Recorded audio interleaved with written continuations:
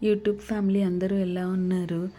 నేను చింతామణి గణపతి టెంపుల్‌కి వెళ్ళామండి మా ఫ్యామిలీ అంతా. అక్కడ వినాయకుడిని వెళ్ళే దారిలో ఒక 20, 21 వినాయకుల్ని ప్రతిష్ఠించారు.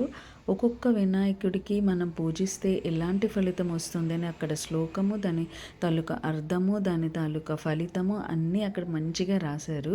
మీరు ఒక్కొక్క గణపతిని చూసుకుంటూ చింతామణి గణపతి దగ్గరికి వెళ్ళొచ్చు. నేను చూపిస్తున్నది అవే గణపతుల్ని జస్ట్ ర్యాండమ్‌గా నేను వీడియో తీశాను. ఈ ఎంట్రన్స్‌లోనే అన్నమాట. కానీ ఇంతమంది వినాయకులు ఉంటారా అని నేను అక్కడికి వెళ్ళినాక నాకు అర్థమైంది. ద్విముఖ వినాయకుడు అట్లా ఉన్నారు. నేను అలాంటి వినాయకుల్ని ఎక్కడా చూడలేదు జనరల్‌గా. ఇక్కడ మాత్రం అట్లా మంచిగా దర్శనం అయితే అయ్యింది.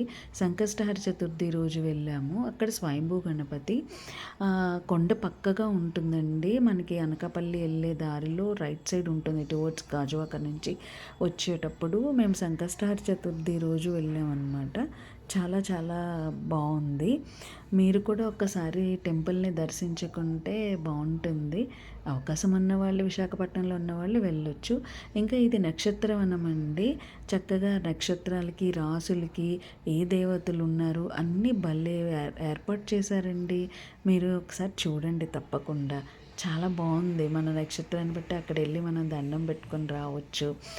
ఇట్స్ గుడ్ ఫీల్ అనమాట. థ్యాంక్ యూ సో మచ్ ఈ వీడియో చూసినందుకు. థ్యాంక్ యూ అండి.